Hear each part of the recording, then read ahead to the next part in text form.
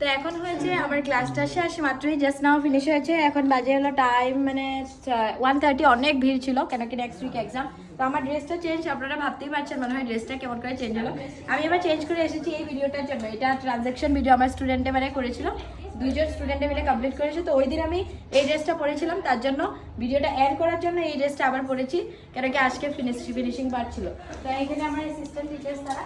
তো আমরা এখন আইসক্রিম আমরা এনজয় করছি কেন কি বহুত গরম। তারপর এইটা ফিনিশ করেছি, এটা আমার স্কুলের প্রেজেন্টেশনের জন্য স্বপন আর ইসে মিলে, সোনি মিলে। আর এই যে এইটা কমপ্লিট করেছে আরো 2টা স্টুডেন্ট মিলে, এটা প্রেজেন্টেশনের জন্য। তারপর এই যে সুদীপা শুভ আর আমি যাব আমার আরেকটা আর্টের রিলসের জন্য। ওরা বানিয়েছে একটা খুব সুন্দর আর্ট, তো ওইটার জন্য একটা কোনো ভালো স্পট লাগবে যেখানে আমি রিলসটা কমপ্লিট করতে পারবো, তার জন্য রাঙ্গা পাহাড় যাবো। তো চলেন আমাদের সাথে। তো এই যে আমরা যাচ্ছি, শুভ এসে গেছে, শুভ এসে গেছে। সোনিকে ছাড়তে ভুলে গেছো? সোনিকে ছাড়তে হবে। হ্যাঁ আচ্ছা ঘুরে আসবে সোনি। হ্যাঁ হ্যাঁ হ্যাঁ ঠিক আছে। তো এখন আমরা যাচ্ছি রাঙ্গা পাহাড়, সোনিও যাবে আমাদের সাথে। সোনি অ্যাকচুয়ালি ঘর আমরা ক্রস করে গিয়েছি। থাইকো ভিলেজ হয়ে যাচ্ছি আমরা রাঙ্গা পাহাড়। থাইকো ভিলেজটা কিন্তু অনেক সুন্দর, আমার অনেক একটা ভালো লাগা জায়গা।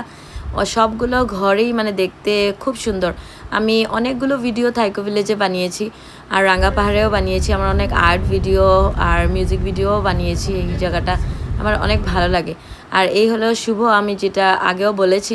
তো ও একটা লর্ড কৃষ্ণ ড্রয়িং অনেক সুন্দর করে বানিয়েছে। আর ওই রিলসটা আমি অনেক জলদি পোস্ট করব।